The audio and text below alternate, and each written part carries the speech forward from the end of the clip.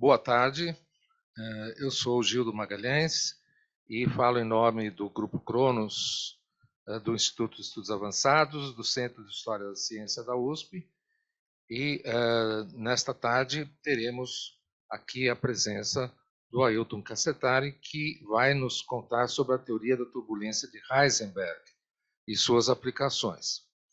O Ailton é bacharel e doutor em física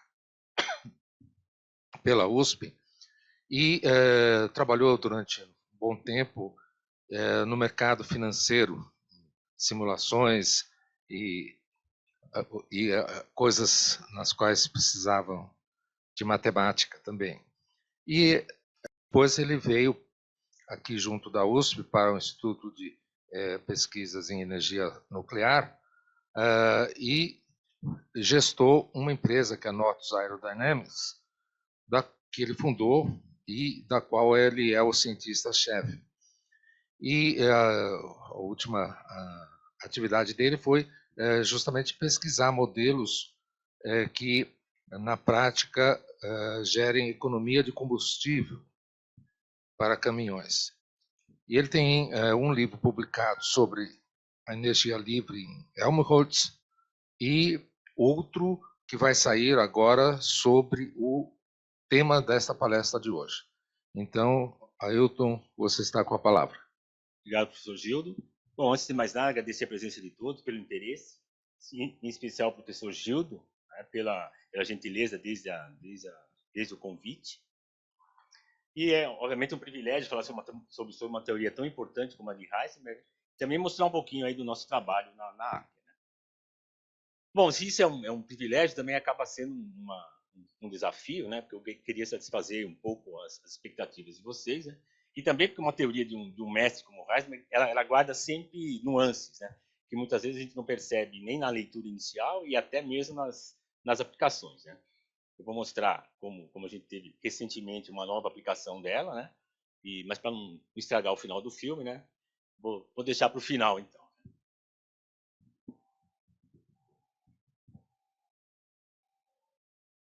Bem, então aqui, vou falar sobre a turbulência de Heisenberg. Eu coloquei um pequeno roteiro, a nossa ideia é que a maioria das pessoas possa entender, né? Então, vou falar realmente o básico de tudo, né? Vou falar um pouquinho da turbulência, a importância, né? Os conceitos básicos, para a gente se municiar de algum ferramental, né? Para quem não tem nenhum, né? Na segunda parte, a turbulência em si mesma, né? A relevância histórica da abordagem fenomenológica, na qual se inclui a teoria de Heisenberg. Vou falar sobre a anomalia dissipativa e a lei menos 5/3.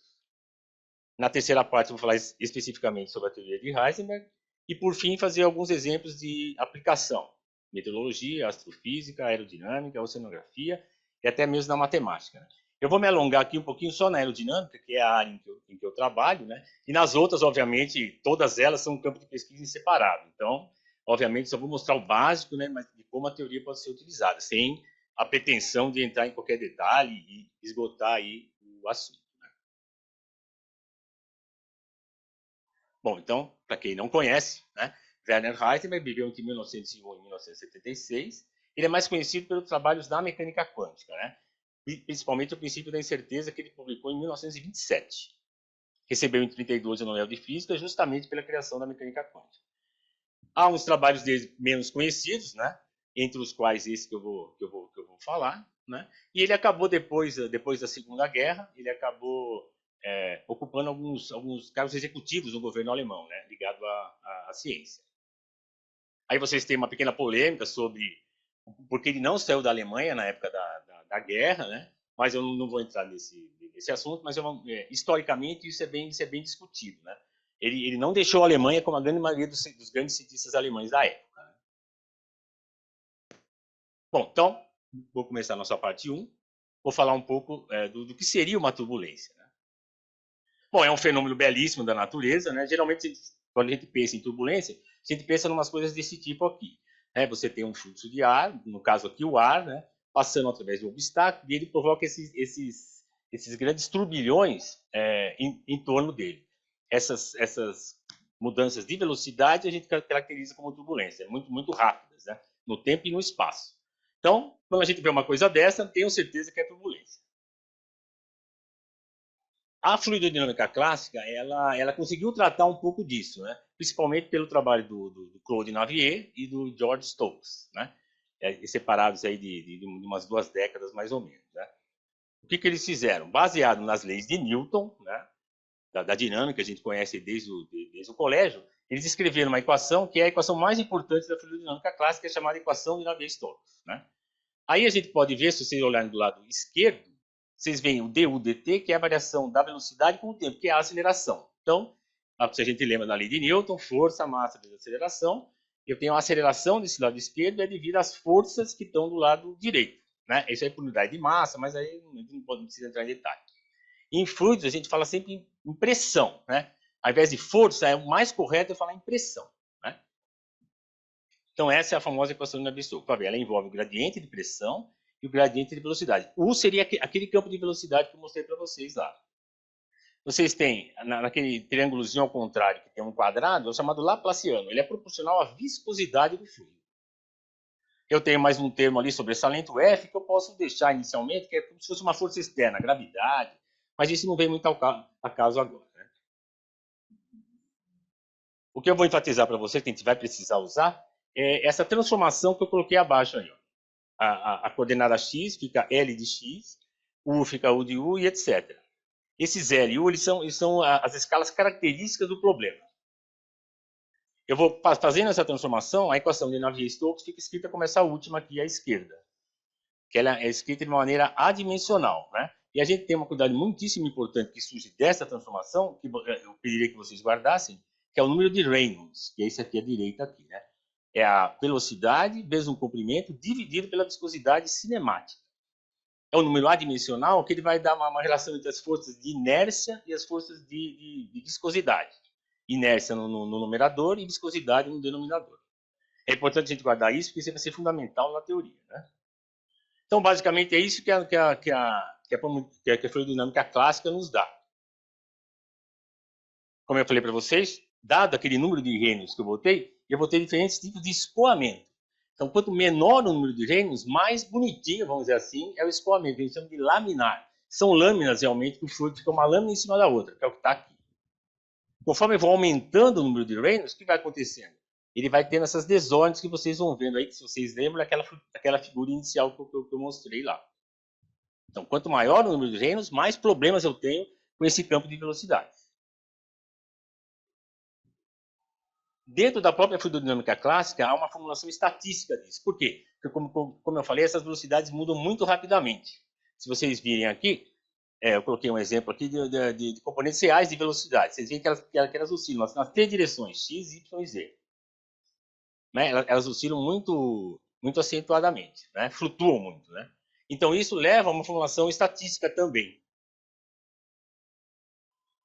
Dentro dessa formulação estatística, eu vou ter que mostrar para vocês uma coisa bastante importante, que é a correlação de velocidades. Vocês veem lá.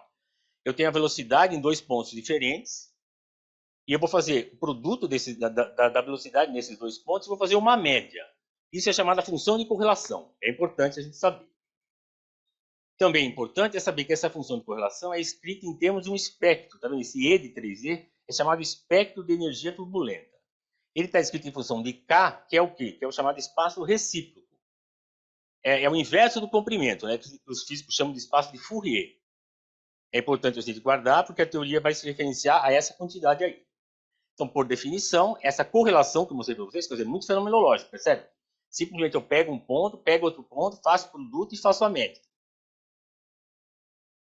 Tenho essa função de correlação e vou escrevê-la em função desse E de 3D aqui.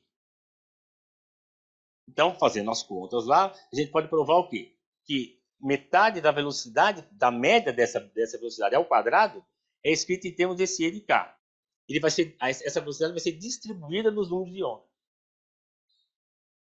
Então, bom a gente guardar isso. Chamado espectro de energia turbulenta, o E. Se eu fizer mais cálculos lá na fluidodinâmica clássica, eu vou ter o quê? Que esse E ele obedece a uma equação chamada equação dinâmica do espectro de energia. Percebem? É a variação temporal dele no lado esquerdo e depende de certas quantidades aqui no lado direito. Esse primeiro termo do lado direito é o mais complicado de todos. Eu nem coloquei aqui, porque ele depende daquelas correlações, só que de ordem mais elevada, né?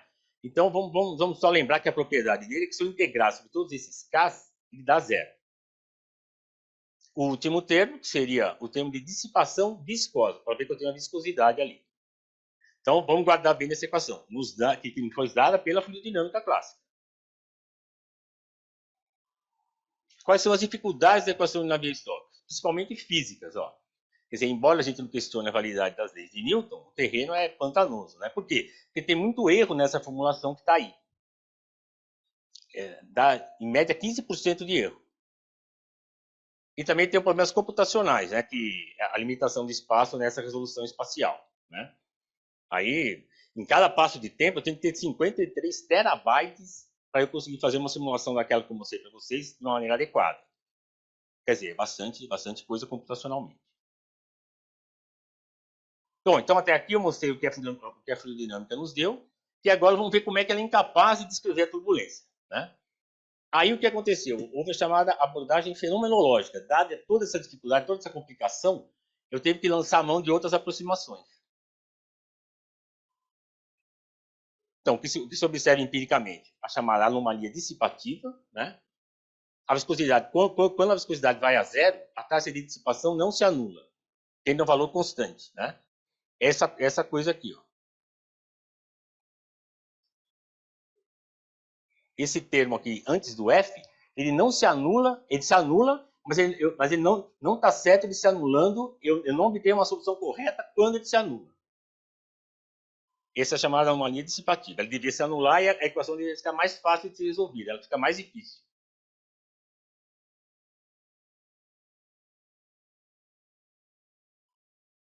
Depois dessa lei, a mais importante lei da turbulência, a lei menos 5/3 de Kolmogorov. Né?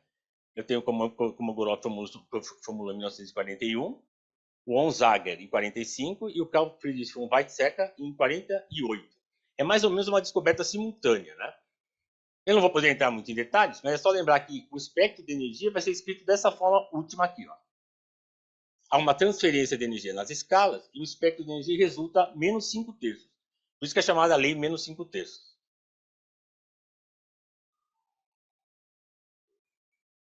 Aqui, isso que eu botei aqui está nesse gráfico aqui. Né? Ali, menos 5/3, como você vê a faixa inercial, que é quando todas as turbulências são parecidas. Né? É a universalidade. Né? Então, vamos guardar essa lei aqui. Esse espectro aqui a última curva aí é o que eu obtenho empiricamente. Essa reta é essa lei aqui. Certo? Lembrando que eu estou no espaço de Fourier. Agora, mais mesmo fenomenológico. Né? Vocês veem na esquerda a foto de uma turbulência. Né? O que acontece? Basicamente, você tem o quê? Uma transferência de energia de uma escala maior para uma escala menor. Então, quando eu vou da esquerda para a direita, a energia está sendo distribuída. Por isso que ela forma aquele espectro ali que é a turbulência.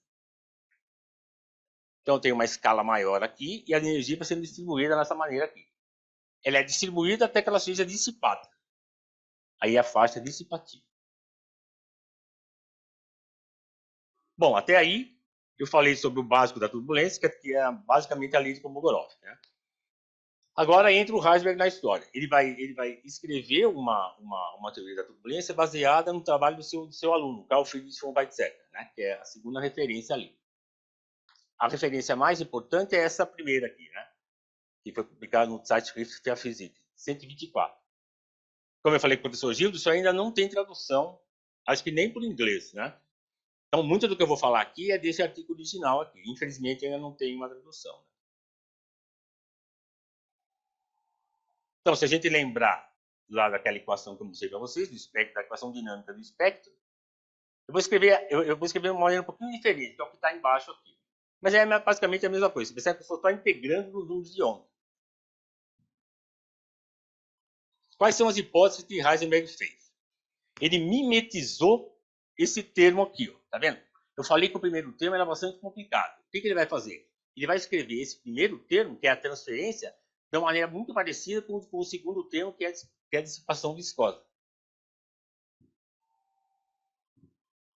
Que é o que está aqui. Né? Eu tenho um mecânico, essa energia de transferência vai ser escrita dessa forma aqui, como NI de K.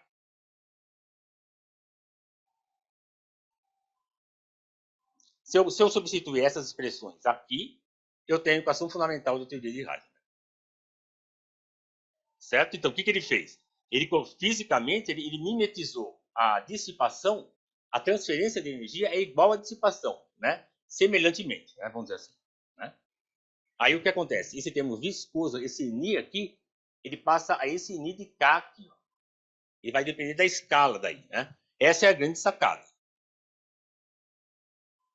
Bom, essa equação, teoricamente, se eu resolvê-la, eu tenho aquele espectro de energia lá, que é tudo que eu preciso na turbulência. Bom, Heisenberg, naquele artigo original, ele não dá uma solução analítica. Quem o fez foi o astrofísico Chandra Sekhar, né, em 49. Por incrível que pareça, essa equação complicada aqui tem uma solução simples, que é essa daqui, o E de K. Então eu tenho o quê? A solução do espectro de energia. Além, o Chandra Sekhar, ele só obteve uma solução em estado estacionário, né? Que é quando ele não tem variação temporal. O Heisenberg ele também escreveu um estado não estacionário, foi o primeiro a escrever, e acho que até agora o único, né? Vocês têm aqui, quando o número de reinos é grande, lembra que eu disse o número de reinos? A esquerda, quando ele é grande, e a direita, quando ele é pequeno. Então, são soluções aproximadas que ele obteve lá no artigo original. Quais são as consequências disso? Como eu estava falando já com o professor Gildo, essa equação do Navier-Stokes aqui, ó,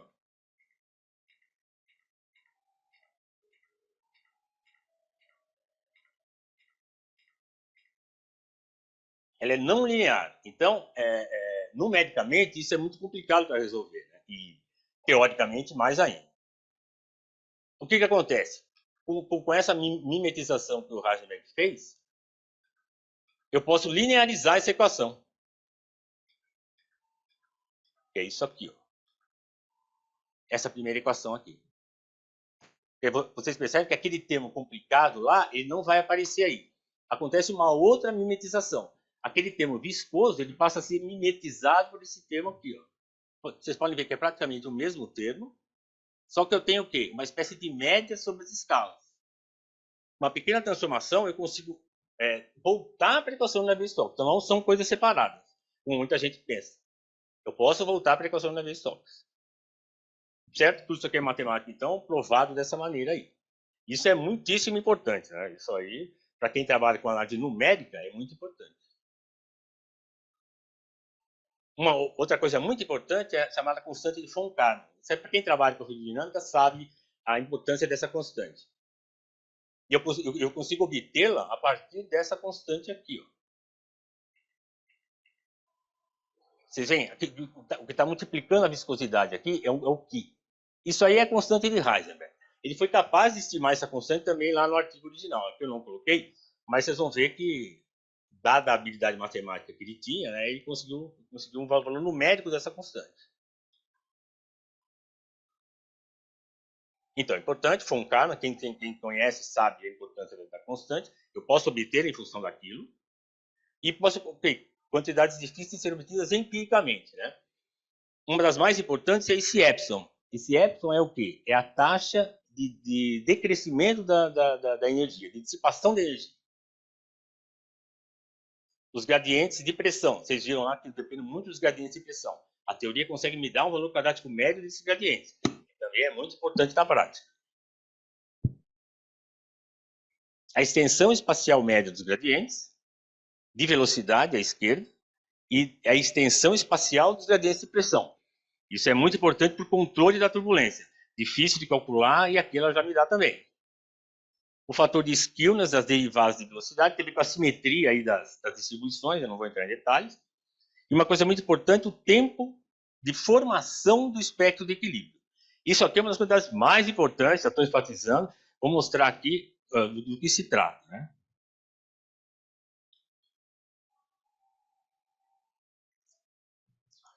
Esse espectro aqui, que é o espectro de Kolmogorov,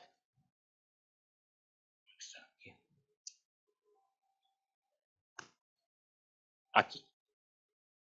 Isso aqui, ele não se forma imediatamente.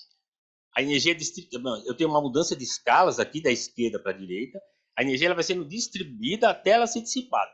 E esse tempo que demora para isso acontecer é aquele tempo que eu mostrei para vocês lá.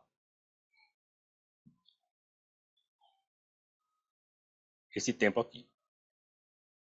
Pode ver que ele depende das quantidades que eu já avaliei anteriormente. Então, vamos manter em mente que ela é capaz de calcular isso. Bom, agora eu vou passar, acho que aqui, quer dizer, resumidamente, eu não sei se foi bem claro, mas a ideia principal, deixa eu até dar uma retomada aqui, é que essa equação dinâmica, quer dizer, a fenomenologia me diz o quê? Que a energia que eu injeto numa determinada escala, ela é distribuída na escala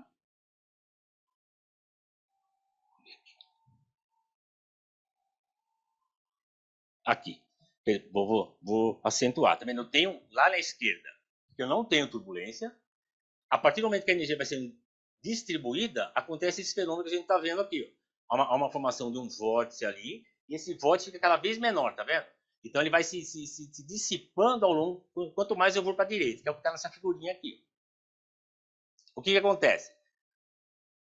A turbulência é um fenômeno que ele tem essa inércia, quer dizer, ele tem essa transferência de energia por inércia, quer dizer, é como se um elemento de turbulência batesse num outro elemento. E aí ele distribui a energia. Antes da dissipação atuar. Vocês veem aqui faixa dissipativa. Isso ele demora um tempo para fazer. A gente vai ver que esse tempo é importante, eu estou estressando a questão, porque ele vai ser muito importante em astrofísica, e o pessoal usa muito isso.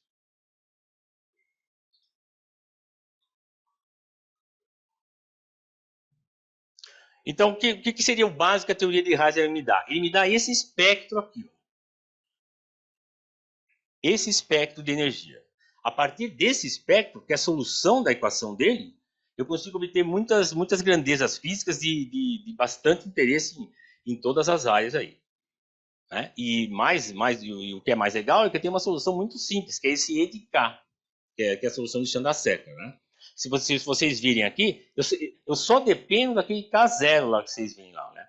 Esse KS, o que ele é? Esse KS é essa escala aqui. Ó.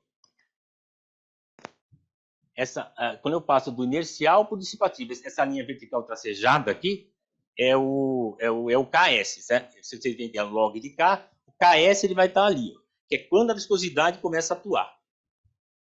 Também muito importante para simulações numéricas e por aí afora. Né? Então vejam bem, isso é extremamente útil, porque isso aqui é tão simples que parece que saiu do nada. Entendeu? Eu só preciso do K0. O que é o K0? O K0 é isso aqui. Ó. Quando eu for à esquerda desse gráfico aqui, quando você tem grandes escalas, a primeira linha tracejada é o K0. Então, teoricamente, essa lei de Kolmogorov ela vale entre o K0 e o KS, que é essa faixa inicial aí. A teoria de Heisenberg não, ela vale até a faixa dissipativa. Né? Quer dizer, Kolmogorov só colocou o básico do básico. Né? Infelizmente, ele acabou levando praticamente todo o crédito sobre a turbulência, né? Mas a gente vai ver que a Heisenberg é muito mais completo que isso. Né? O Kolmogorov ele foi mais no sentido dos sistemas dinâmicos, depois a gente vai discutir. Né? A matemática meio que tomou de assalto essa teoria da física. Né? Acabou sendo uma coisa que acabou dos sistemas dinâmicos, e, sinceramente, isso foi uma coisa que não foi muito legal, e acho que é por isso que a gente não consegue elucidar o fenômeno até hoje. Né? Essa é a minha opinião. Né? Então, acho que está mais ou menos estressado isso aqui, né? A ideia central é escrever a dissipação como função dessa nova viscosidade. Né? Então, embaixo eu tenho o quê? Uma viscosidade generalizada que vai distribuir e dissipar a energia.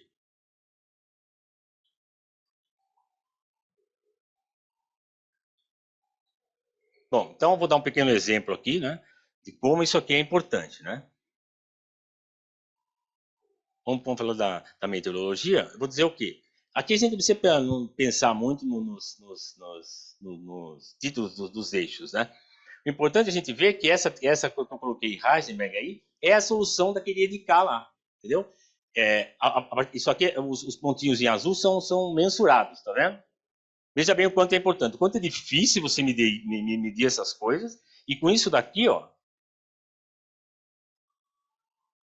Com isso daqui, eu consigo obter aquela curva lá. Basicamente, só dependendo do K0. E esse K0 é fácil de eu conhecer, entendeu? Porque a escala externa, eu tenho a escala do meu sistema. Né? Por exemplo, aqui no caso da meteorologia, você pode ter aí alguns quilômetros na atmosfera, percebeu? Vocês veem lá, 88 quilômetros, né? Ó.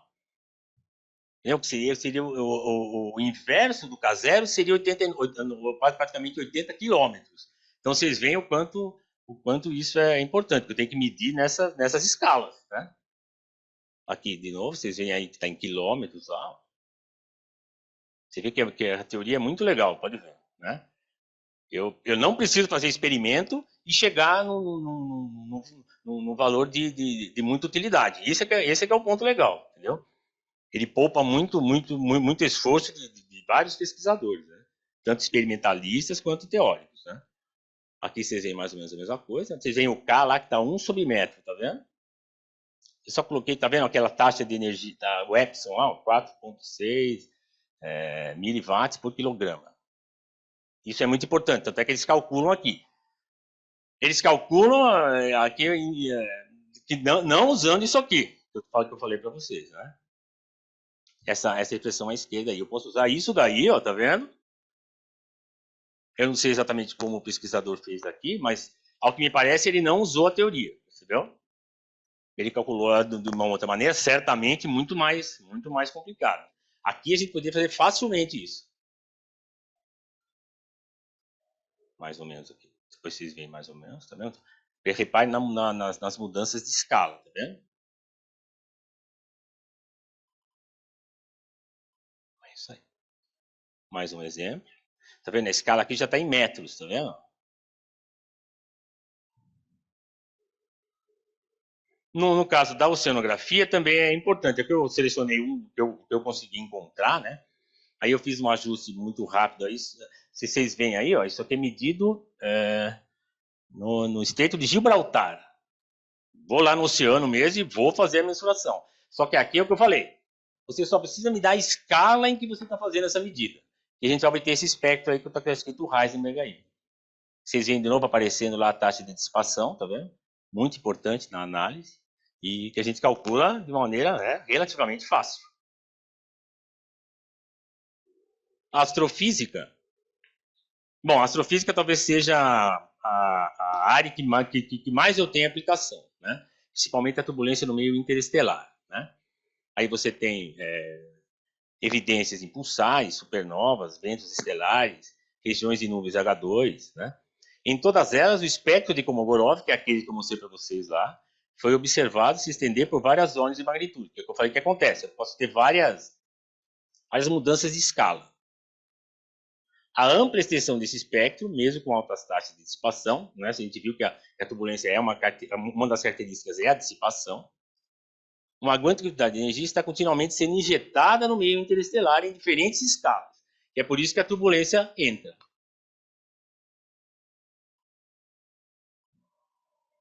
Existem duas categorias principais, né? As estabilidades de origem puramente hidrodinâmica, que são as que mais nos interessam, né? Choque, injeções de energia estelar, nuvens H2, ventos, etc. E de origem gravitacional, né? Axial e não axialmente simétricas do disco galáctico. Arrastos turbulentos, instabilidades de Kelvin-Helmholtz e Balbus-Rayleigh. Aí eu não vou entrar muito em detalhes, né? Talvez vocês conheçam o Kelvin-Helmholtz, que é um fenômeno que acontece muito em nuvens, né?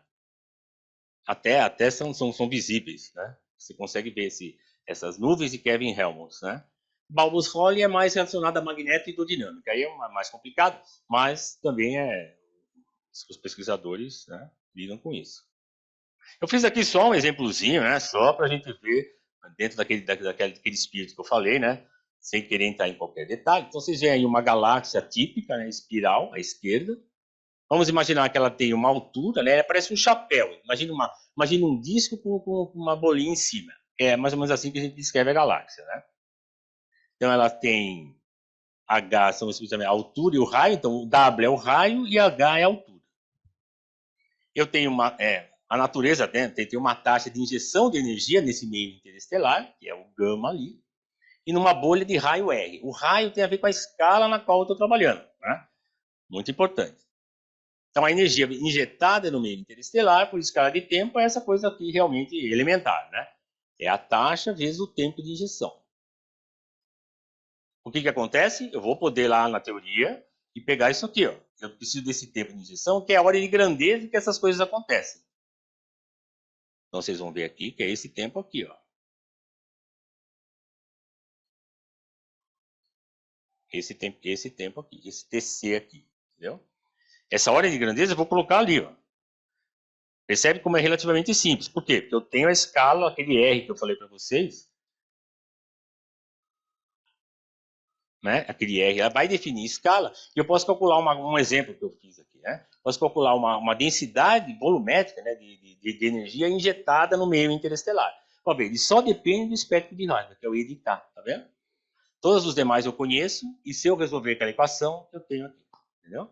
Por isso que é a principal, sem dúvida nenhuma, é a quantidade mais importante em qualquer teoria da turbulência, né? Toda teoria que assim se denominar, né, vai ter que dar uma solução para esse espectro de K. Uma outra coisa muito importante no meio interestelar é o cálculo do momento angular, porque ele tem a ver mesmo com a formação da galáxia, né? A gente pode, interessante que depois eu posso calcular um momento angular desse tipo, calculando uma quantidade chamada invariante de Lorentziansky. Eu não vou, infelizmente não tenho como comentar em detalhes, mas ele está embutido lá no espectro, certo? Então, uma das maneiras de calcular esse invariante é essa aqui que eu mostrei para vocês. Aquele lambda de t, ele vai ser isso aqui, o valor quadrático médio do momento angular total, que está no denominador ali, dividido pelo volume, né? Esse momento angular é dado por essa fórmula embaixo, aqui integrado no volume. O E de K, a gente pode provar, né, na turbulência isotrópica. Aliás, esqueci de falar, né? A teoria de Rydberg é uma teoria da turbulência homogênea e isotrópica, né? Quer dizer, não importa o lugar em que eu estou no fluido e nem a direção, não existe nada preferencial. Isso parece uma restrição grande, mas também não é. Quer dizer, surpreendentemente, a gente tem a verificação da isotropia, né? É muito raro a gente precisar considerar anisotropias. Então, a partir dessa última fórmula aqui, eu calculo esse lambda e sou capaz de calcular o momento angular total de uma galáxia, por exemplo. Né? Muitíssimo importante. Né? Uma das coisas mais interessantes que eu vou mostrar para vocês agora é na matemática, né? Quer dizer, como eu disse, a matemática praticamente tomou de assalto a turbulência para trabalhar no teoria dos sistemas dinâmicos, né?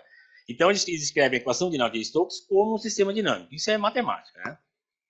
Aí eles definem uma dimensão fractal do atrator de Navier-Stokes. O que é um atrator? É um conjunto de valores no espaço de fase para o qual um sistema, no caso a solução da equação de Navier-Stokes, evolui, independente da condição inicial. Quer dizer, eu tenho uma solução inicial e vou o conjunto de soluções iniciais e vou evoluir para outro conjunto, que é o atrator. Então, por definição, aí coisa de matemático, né? Eles definiram a dimensão desse fractal como sendo essa fórmula de baixo aqui. Ele depende de duas escalas, tá vendo? O L0 e o LD. O LD seria para onde ele está indo esse conjunto de pontos, vamos dizer assim. E o L0 é o inicial. Essa constante C1 é da ordem da unidade, né? Então ele é dado dessa fórmula aqui. O que eu posso fazer? Eu vou lá na teoria de Rydberg e pegar esses valores aqui, ó, o L0 e o LD, que são o inverso do K0 e do Ks. A gente lembra que o K é o inverso do comprimento. Então o comprimento é o inverso do K. Esse L0 é o inverso do K0 e o LD, que tem a ver com dissipação, né? Ele é o inverso daquele Ks que eu mostrei para vocês. Vou até mostrar aqui.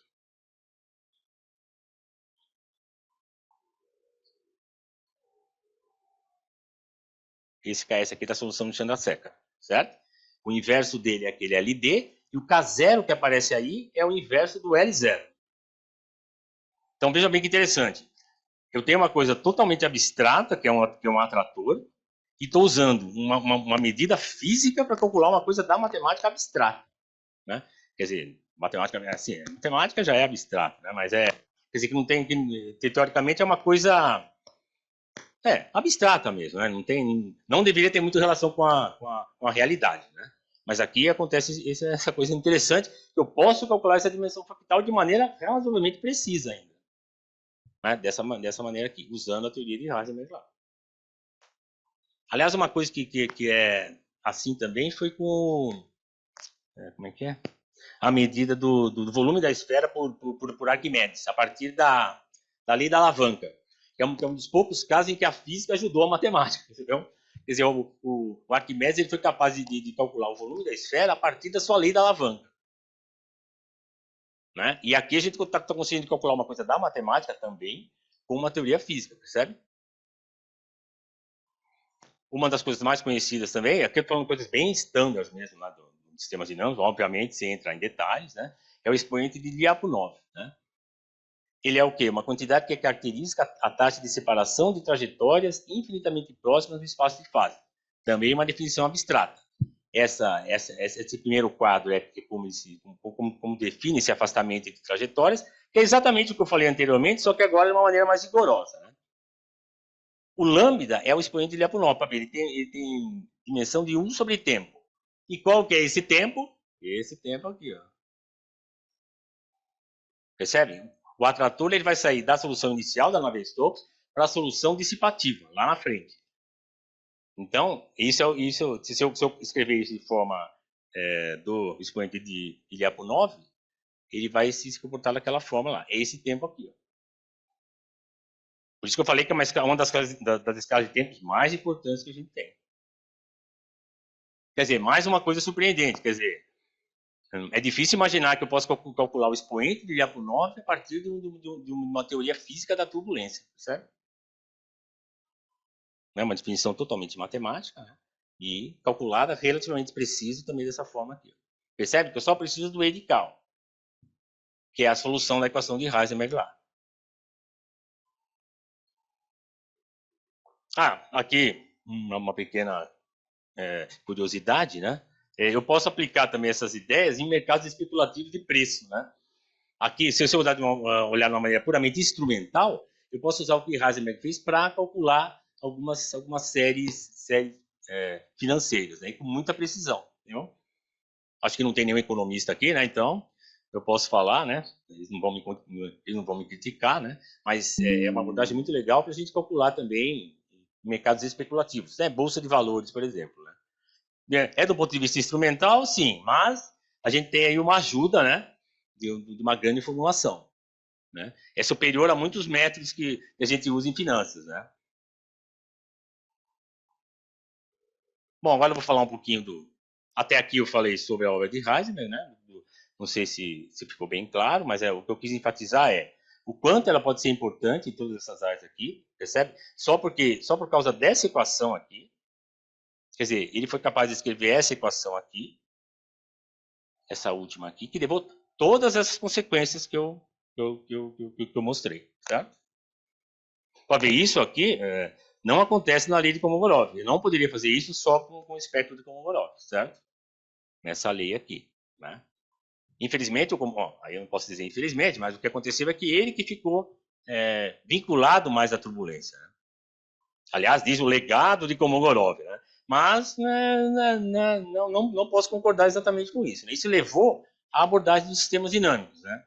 Que infelizmente é o que eu falei, ela não evoluiu na equação de Navier-Stokes, né? Então, para os físicos e para o fenômeno, isso não foi muito legal. Né? Mas, de toda maneira, historicamente, a gente só fala de espectro de Kolmogorov, lei de Kolmogorov, certo? Mas ele não está numa teoria. A teoria quem fez, a teoria primeira, foi Heisenberg mesmo.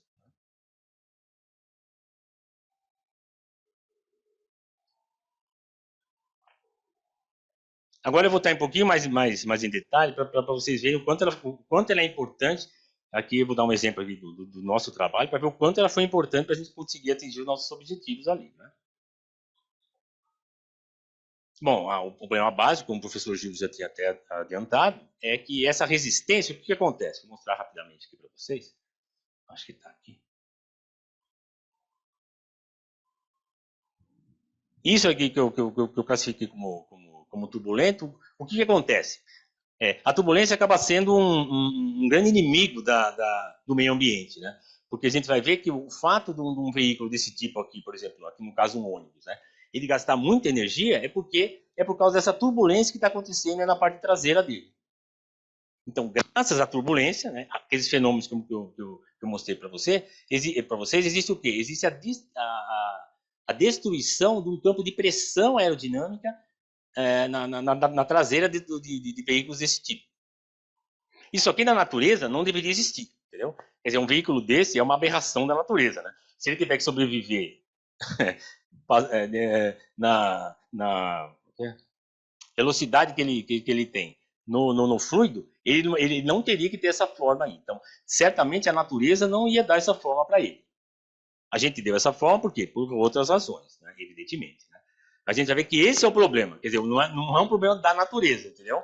O que a natureza fez? Ela preferiu manter as características do escoamento, né, dentro dos quais a turbulência, e deixar que os seres se adaptassem na forma.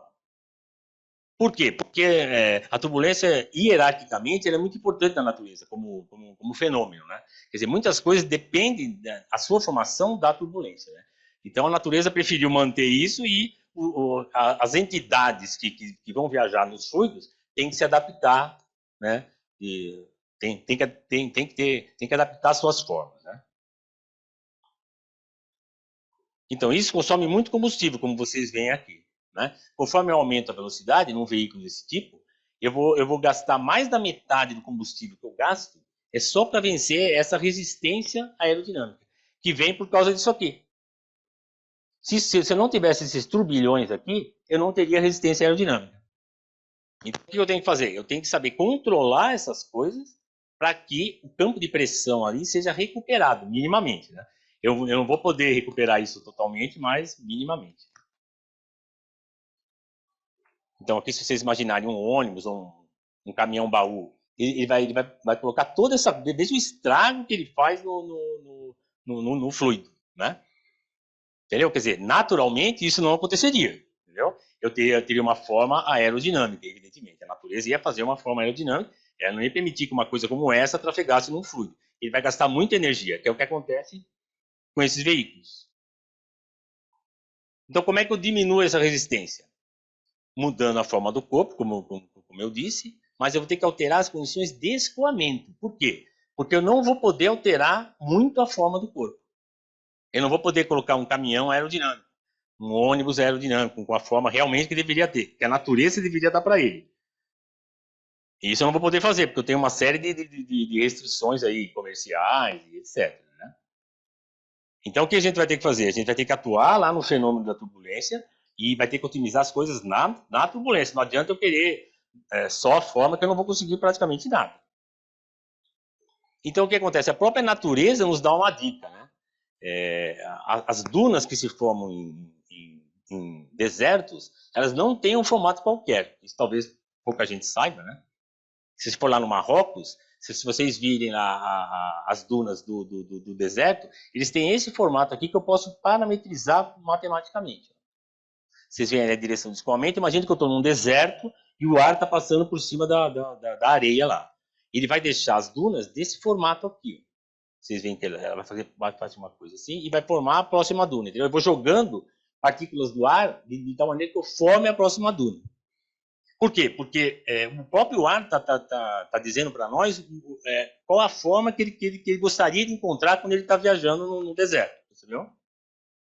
Então, como eu tenho uma superfície plana aqui, ó, eu vou ter que mimetizar com aquele formato de duna para eu conseguir reduzir um pouco o efeito da turbulência estar ali. Talvez isso é a natureza que está me falando, certo? Esse formato aqui, não sei se dá para perceber muito bem, o que acontece? A gente poderia substituir o teto daquele veículo por uma coisa desse tipo aqui, ó, que é o formato daquela duna que eu falei que se forma lá nos desertos. Né? Como eu não posso alterar muito a forma dele, percebe? Eu vou manter essa caixa de sapato aqui basicamente do jeito que ela é, certo?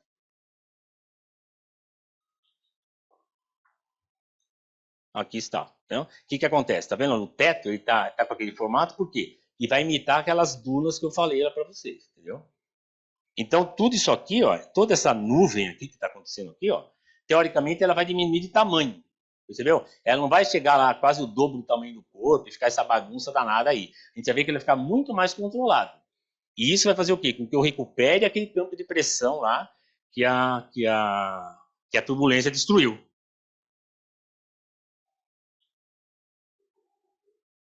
Aí vocês veem a forma, né? Aí vocês veem o que eu quis dizer. Se vocês olharem na figura de cima, ele gasta mais energia ali no vermelho, porque a pressão ali está muito baixa. Quando eu coloco esse formato de duna, eu aumento a pressão na região traseira ali. Se eu colocar esse design aqui, ó. Certo? Para ver, eu praticamente mantive a forma, só que básica, né? Só que eu otimizei o que a natureza está me dizendo que ela faz quando a superfície é plana. Só que isso não vai ser suficiente. Infelizmente, a coisa ainda é mais complicada, né?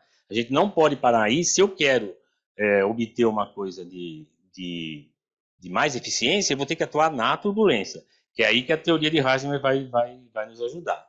Como é que a gente fez isso? Vou explicar, obviamente, muito rapidamente aqui e dizer qual que é o aspecto central, né?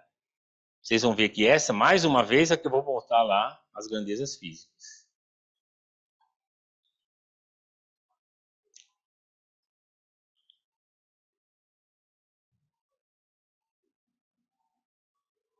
Essa taxa de dissipação aqui, mais uma vez, ela é importante para todos esses ramos que eu mostrei para vocês, da ciência de Erna aí, mas para nós também vai ser muito importante. Porque essa dissipação, veja bem, a dissipação ela tem a inércia, a turbulência ela tem a inércia, a gente vai ter que usar a inércia que ela tem e vai ter que controlar a dissipação. Então eu preciso daquele epsilon lá que eu mostrei para vocês lá. Isso vai ser fundamental.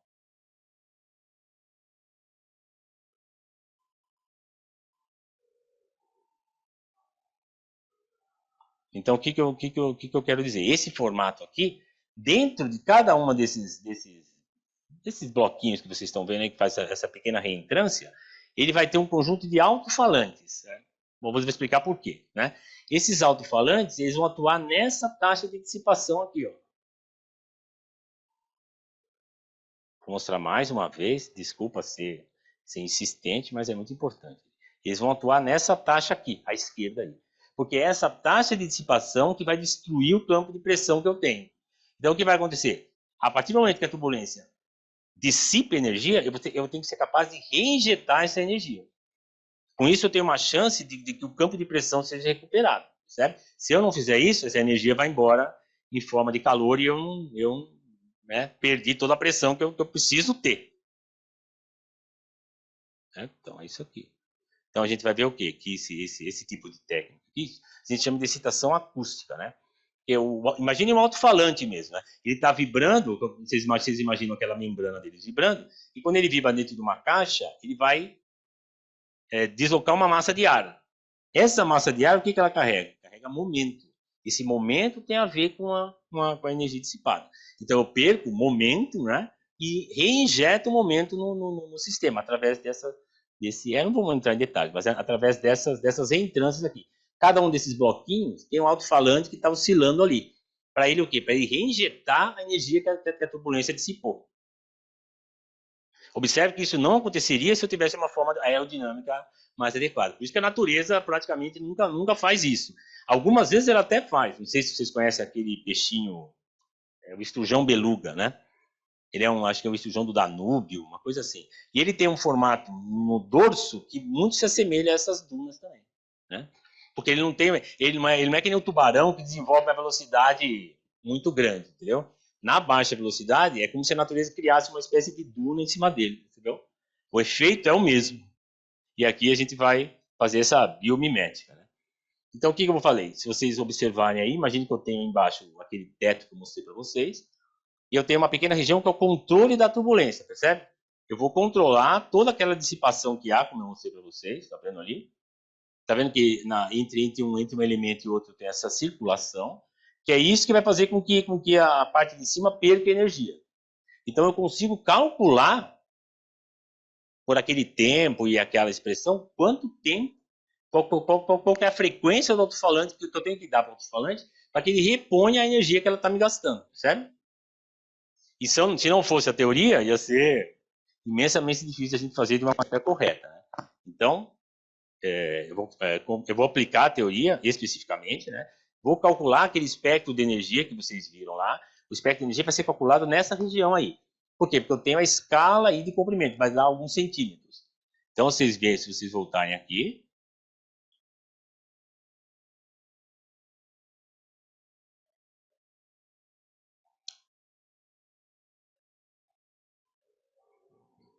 esse K0 aí, ele tem a ordem de grandeza de 1 sobre 10 centímetros, mais ou menos. Que é justamente a ordem de grandeza daquele espaçamento que eu tenho entre aqueles elementos que eu mostrei, aquelas dunas que eu mostrei para vocês. Entendeu?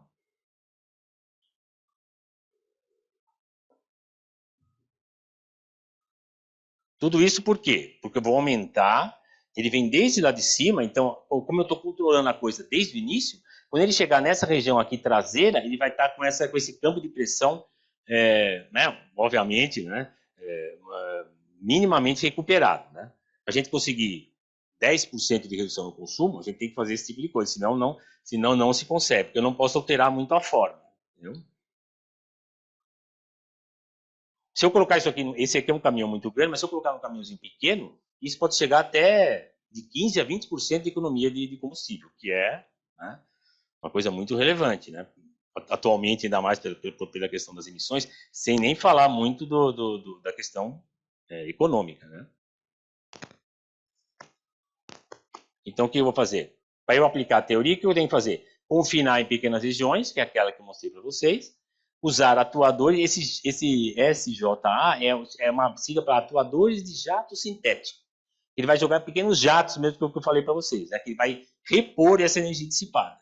Né? E o legal é que, dada a teoria, eu consigo calcular esses parâmetros para botar nos alto-falantes. Senão, a gente ficava aí na terra de ninguém. Né? Então, como isso, explicitamente a gente calculou isso. Aí, obviamente, se vocês quiserem ver aí, estou à disposição para a gente entrar em detalhe. Aqui eu não vou ter tempo de falar, mas a gente consegue calcular. Né? Se vocês veem aqui que esse tipo de simulação que é feito na indústria, né? Isso aqui ainda é bastante distante da realidade, entendeu? Quer dizer, obviamente ele já dá uma boa noção, mas a coisa é mais complicada do que isso ainda, entendeu? Então, os softwares comerciais funcionam, mas é uma solução básica da equação de Navier-Stokes, né? Com alguns detalhes a mais, né? Mas o legal é para a gente tentar uma coisa mais efetiva, eu tenho que colocar alguma coisa da teoria da turbulência, explicitamente. Né? Tem que entender muito bem o fenômeno, né? Senão é realmente difícil.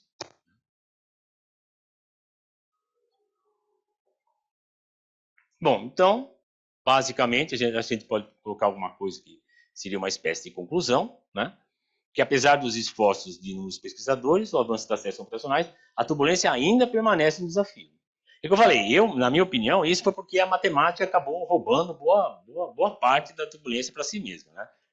Se vocês virem um livro chamado Uriel Frisch, que é um dos mais conhecidos, você vai ver que aquele livro, que é um dos mais usados, é basicamente a teoria dos sistemas dinâmicos. Infelizmente, ele não menciona a teoria de Heisenberg, né?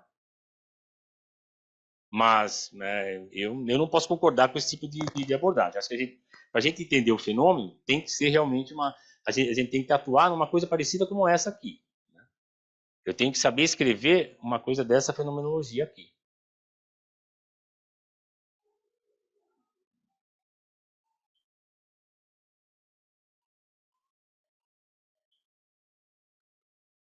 Dessas hipóteses de Heisenberg. O que talvez necessite é a gente refinar um pouco. Não, se bem que a gente já existe alguma generalização desse tipo, né? Essa equação fundamental já foi generalizada para alguns pesquisadores, isso na década de 50, né? Mas ainda a intuição física ainda está, né, vamos dizer assim, meio capenga, né? Eu consigo resultados um pouco melhores, mas a gente tem coisa por fazer ainda. E isso não é conseguido pela teoria do caos.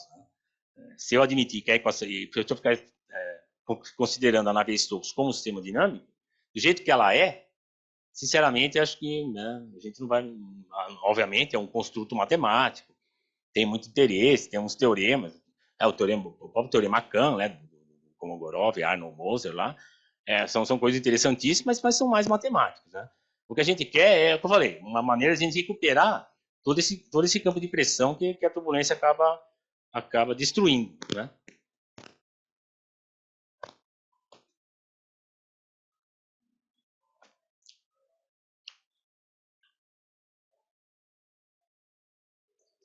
Importância e atualidade da teoria de Heisenberg, né? Quer dizer, mesmo os supercomputadores é limitado com respeito ao número de graus de liberdade dos sistemas geofísicos e de engenharia, né? Então, o que acontece? Aquelas simulações, esses códigos mais tradicionais que as pessoas usam aí, tanto na indústria aeronáutica, como, né, na Petrobras, etc., eles são soluções basicamente da equação de Navier-Stokes, né? E isso, é o que eu falei, tem aqueles problemas, tem um erro de 15%, o que em ciência, né, pode ser uma coisa razoavelmente alta, né? Por isso que acontece, por isso que esses conceitos fenomenológicos, né, que eu falei para você, esse tipo de abordagem ainda, na minha visão, continua muito atual e muito útil, né?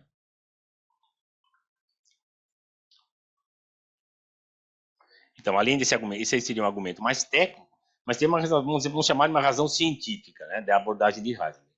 A história da teoria da turbulência deu origem à confiança no poder dos conceitos muito simples.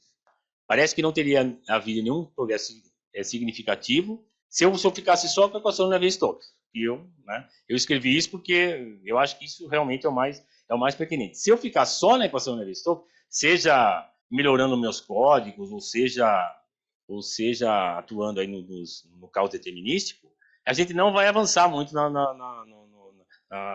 no fenômeno em si, né? Que, ao meu ver, é o que a gente tem que fazer, né? Infelizmente, a gente não consegue entender tudo ainda, então tudo aqui ainda é uma aproximação, mas é como eu falei para vocês, no nosso caso lá, posso dar um testemunho, né? Bastante útil e bastante intuitiva, né?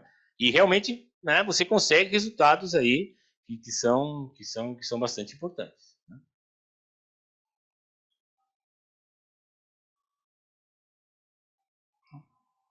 Bom, então, acho que isso que eu gostaria de passar para vocês.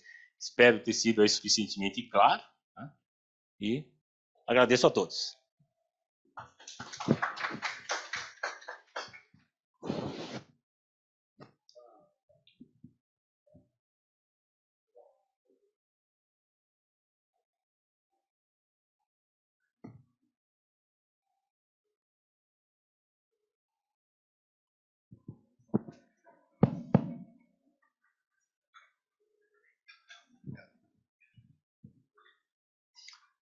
Obrigado, Ailton. Aqueles que estão seguindo e quiserem nos fazer perguntas, podem usar iea@usp.br. E eu pergunto se alguém aqui da plateia gostaria de fazer alguma pergunta. Walter, você pode se identificar. O seu trabalho me traz uma curiosidade. Eu vou fazer algumas observações, me desculpe. Sou da área científica. Sou um curioso para saber como é que funciona o mundo que eu me insiro. E o Gildo é o culpado maior. Sim. Posso compreender.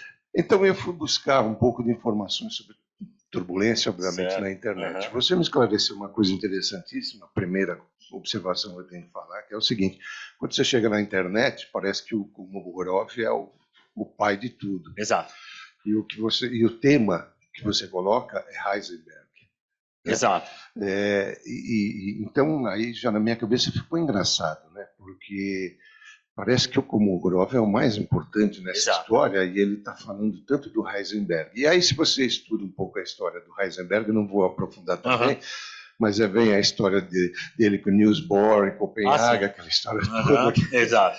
Aí você fica mais ainda, putz, o que está acontecendo aqui? Então isso aguçou mais ainda a minha curiosidade para vir aqui a palestra.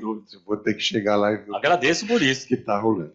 Agora, uma outra coisa que desculpe viajar na maionese nesse sentido, é o seguinte: quando você mostrou a questão do ônibus, eu achei muito interessante, e aí eu fiquei imaginando você trabalhando. né? E aí chega lá o cliente, apresenta uma proposta e você vai ter que se adaptar a cada questão. Se a gente está falando de ônibus, obviamente você só vai poder pensar a parte externa do ônibus, porque a parte interna tem que se adequar à questão fisiológica e assim por diante. Mas aí eu fiquei viajando no seguinte sentido: você colocou aquelas escamas, vamos dizer assim, na parte superior, certo. E aí eu pensei, poxa, mas se eu colocasse nas laterais, isso também melhoraria, ficaria um ônibus assustador, mas talvez isso também ajudaria na redução da turbulência sim. lá atrás. Sim, ou não, claro. É que como eu falei, a gente tem restrições sérias na forma. Exato, isso. Aí, é que eu falei, você acabou de dar a resposta para isso, né? Isso. Quer dizer, o design é muito importante na indústria, né? Então, a gente tem que realmente passar por todas essas restrições, né? Justo. E a outra coisa, para finalizar, que eu achei legal para caramba, é como você aborda muito a questão da natureza, né? Exato. O objetivo principal seria a economia de energia, né? Exato, exatamente. Não é o que a gente pensa, né? A turbulência é muito importante, né? Na hierarquia dos fenômenos. É como um sistema solar, entendeu? Isso. Para a natureza isso é muito importante. Ela faz com esmero essas coisas, né? E a formação desses sistemas é turbulenta. Então essa natureza do escoamento ela tem que manter, entendeu? Então as pessoas, as entidades têm que se acertar na forma, entendeu? Isso. Eu acho que para concluir, né, para não tomar muito o espaço de vocês, para mim foi muito interessante você perceber que você tem um instrumental que são as equações, né, para adaptar dentro da necessidade específica de cada momento, né? Então, um veículo que vai trafegar a determinada velocidade, eu posso pensar uma solução, em uma determinada altitude, outra solução, quer dizer, eu tenho que entender todo... ela é universal, mas tem essas restrições. Mas aí as equações vão te dar uma ajuda importantíssima. Então, para mim foi super gostoso essa coisa de você dar essa importância também a entender que nós estamos desvirtuando um comportamento da natureza para atender uma necessidade nossa. Não é crime fazer isso, mas... então, é muito legal, não ficou só num aspecto técnico, mas também nesse ponto. Não é culpa da natureza essa poluição que a gente tem, percebeu? Isso aí, para a natureza, isso aí seria reduzido em 90%. Justo, isso. Então, para mim, foi muito legal ter esse... Legal, é isso mesmo. Feedback, né?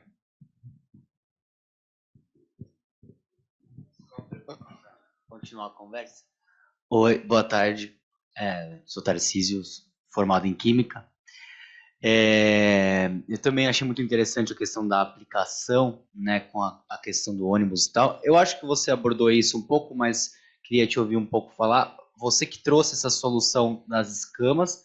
Exato. E foi estudando um pouco as insuficiências da equação de Navier-Stokes, que você chegou na formulação de Heisenberg, da turbulência e viu que ela seria mais adequada para a solução do seu problema? Exato, porque a gente já vai na boca do lobo, entendeu? Eu preciso dessa taxa de dissipação, né? Porque é a dissipação que causa o maior problema para nós aí, entendeu? Eu tenho que dar um jeito de recuperar essa energia que está sendo dissipada por essa forma aí, entendeu? Só como eu tenho muita restrição na forma, né? Eu sou obrigado a ir no âmago do que está acontecendo ali, entendeu? Eu tenho que ver como que a turbulência realmente tá levando a esse resultado que a gente vê aí, né? Entendeu? E haviam outras soluções possíveis mais limitadas? Usando é muito difícil. Sem mudar a forma, a gente não vai conseguir economia de combustível, entendeu? E é o que eu falei, a natureza quer que você adapte a forma, fim de papo, não tem como ela mudar a natureza do escoamento, entendeu? Então a gente tem que atuar, a gente não pode mudar a forma, é que é a questão, entendeu? Eu tenho que ter uma técnica aqui que eu passe por cima dessa limitação da forma, entendeu? Isso é o básico. Tá? Tá ótimo. Obrigado. É isso. Desculpa, porque vem muitas coisas na cabeça e eu fico imaginando de novo você no trabalho, e aí a pergunta que eu queria fazer é a seguinte: existe já uma consciência empresarial de que é necessário esse tipo de profissional, você especificamente, ou ainda não, ainda existe uma recusa, o pessoal ainda não consegue entender que isso ajudaria, economizaria, facilitaria, mas pode dar trabalho no começo, mas vai resolver lá. Então, como que é essa resposta que você sente? É tudo muito lento, né? Porque as pessoas têm medo do risco, né? Essa é a realidade, né? Então, para alguém fazer isso, você tem, todo mundo espera que o outro seja o primeiro, entendeu? Então, eu vou fazer, eu tenho uma indústria, você tem, faz você, um empurra o outro e acaba ninguém fazendo nada, entendeu? Mas eu acho que o futuro desse tipo de análise, né? Porque, né, é muito combustível que você gasta, entendeu? Não é possível que você deixe um caminhão desse, né, gastar uma energia como essa. Aqui a gente economizou 10%. Né? Quer dizer, tudo isso para economizar 10%. Porque é o que eu falei, a questão da forma. Né? Mas se você colocar 10% no que se gasta, você põe isso num país como o Brasil, entendeu? Cada litro de diesel é 2,5 kg de CO na atmosfera. Cada litro queimado. Um caminhão desse faz 2 km por litro. Então você vê quanto a gente está agredindo o meio ambiente, percebeu? Então, é o que eu falei, não é culpa da natureza, entendeu? A culpa é nossa, entendeu? A solução natural existe, entendeu? Não é que eu estou inventando aqui, entendeu? Eu venho fazer mágica aqui, entendeu? Existe, obviamente, se eu pudesse mudar a forma, entendeu? A questão é a gente não mudar a forma e daí também tentar economizar, entendeu? É o que eu falei, aí que uma teoria feita essa, né, nos ajuda muito, né? Que eu preciso realmente, né, conhecer o que está acontecendo lá, entendeu? Saber calcular as zonas de grandeza, como atuar, em que tempo atuar, senão acaba piorando até a questão, entendeu? Mas eu penso, né, que as pessoas vão ter que olhar para isso, né? Se a gente quer economizar, e é uma coisa que dá para a gente fazer, né? A ciência está aí para isso, né? Acho que também é nosso, não só escrever livro, né? Mas tentar, né? Se a gente, na medida do possível, né? Eu acho que é uma coisa que tem até o dever de fazer, né? Acredito que sim, mas eu não vejo com tanto pessimismo. Eu acho que uma hora, né, as pessoas vão se conscientizar mais, né? A indústria em geral. Ailton, também eu gostaria de perguntar, agora no sentido até de perturbar ainda mais a natureza, se nós poderíamos pensar em usar essa teoria para diminuir os impactos destrutivos de turbulências como um ciclone. Então, essa questão é o que eu falei, a turbulência é importante para o ciclone, entendeu? Porque ela tem que dissipar, senão a natureza formava o ciclone e isso nunca ia se dissipar, percebe? Então, provavelmente não existiria ninguém mais aqui na face da Terra, entendeu? Se você não tivesse a dissipação, isso ia acontecer, certo? Então, é o que eu falei, ela mantém a natureza turbulenta porque é importante para ela como na hierarquia dos fenômenos. Certamente é um dos fenômenos mais considerados pela natureza, entendeu? E você controlar um ciclone é praticamente impossível. Eu acho que isso a gente nunca vai conseguir fazer, né? Até a previsão de quando ele acontece, eu considero desanimador, porque são coisas muito complicadas. São fenômenos muito complexos. A gente consegue entender o que acontece depois que ele se forma, calcular o campo de velocidade dele, quer dizer, o quanto ele pode arrasar um quarteirão inteiro. Isso é calculado, né? Agora, como é que fala? Você prevenir isso, eu acho difícil, né? A gente chegar nesse nível. Né? Mas o entendimento do fenômeno, eu acho que está bem avançado, é bem maduro. Né? E, com certeza, se quiser aplicar essa teoria para isso, a gente também consegue. Você ainda queria fazer uma... Em relação a isso do ciclone, a teoria da turbulência ela pode ajudar a descrever a dissipação. Exato. A dissipação é necessária, entendeu? Essas estruturas de vórtice aqui, essas estruturas que a gente vê aí na parte de baixo, elas são estruturas dissipativas. Né? Pode perceber. Todos, por exemplo, se você imaginar um ciclone, ele vai ter esse formato aí. Então, essas estruturas são dissipativas. Eu preciso da rotação para ver a dissipação de energia, entendeu? Por isso que ela vai formar esses turbilhões, que a própria natureza tem que dissipar essa energia, entendeu? E uma pergunta mais relacionada à física toda descritiva aí. O Heisenberg, ele, como você mencionou, ele está muito atrelado assim ao desenvolvimento da mecânica quântica. Sem dúvida. E a teoria da turbulência não tem nada disso. São aquelas duas hipóteses que são o pulo do gato. Exatamente, exatamente, é isso mesmo. É um trabalho que ele fez o quê? 20 e poucos anos depois que ele criou a mecânica quântica, a mecânica matricial, né? Porque a Schrödinger também acabou criando uma outra. Eles não são equivalentes, né? Mas foi 20 anos depois de uma maneira independente, entendeu?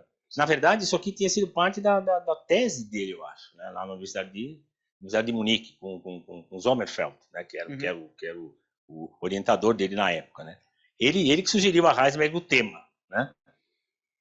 Mas ele também evoluiu lá, tem esses primeiros artigos. Eu não estou conseguindo mostrar, mas depois eu posso. Num dos artigos ele fala exatamente da instabilidade que foi sugerida pelo Sommerfeld. Entendeu? Isso, né, bem antes dele entrar na teoria quântica. Bem antes não, né? Em 1921, por aí. Ele fez o trabalho principal na mecânica quântica em 27, né? Mas ele é um trabalho assim, em separado. A hidrodinâmica. Em separado, exatamente. Mas não tem muito a ver, a não ser a estatística, né? Você pode colocar uma dessas estatísticas na mecânica quântica também. Né? Mas ele não fez isso, ele fez a mecânica matricial, né? Que não tem nada a ver, no caso. Eu acho que, na verdade, está havendo agora uma volta a isto, porque a teoria quântica também tem se socorrido da não linearidade de coisas como esses regimes turbulentos, vórtices, etc., para tentar resolver o problema básico da física quântica, que é a não linearidade, que está ligado também à chamada impossibilidade de fazer previsões. Então, tudo isso eu acho que está em revolução. Não houve, há pouco tempo, relativamente, houve um congresso em Lisboa sobre exatamente a mecânica dos fluidos e a teoria do de Broglie, da mecânica quântica. Eu pergunto, houve alguma pergunta pela internet?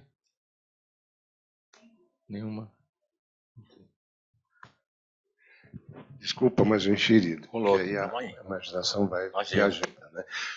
Eu fico imaginando um mundo idealizado dentro da pergunta do Gildo. Não dá para a gente controlar um ciclone, obviamente, Uhum. mas daria para a gente prever as construções nossas Sim. para fazer um escoamento mais apropriado. Claro Exato. que isso no mundo idealizado, porque Exato. no mundo correto Não, que a gente vive, vai entrar questões econômicas que não valeria a pena investir tanto para reconstruir ou fazer e tal. Mas então, no mundo idealizado, daria para se adaptar a essa periculosidade ou essa força e tal. Sim, a gente consegue as ordens de grandeza que a gente precisa. Então o projeto ele vai sair, né, bem mais, né? Ok, então vamos novamente agradecer ao Ailton.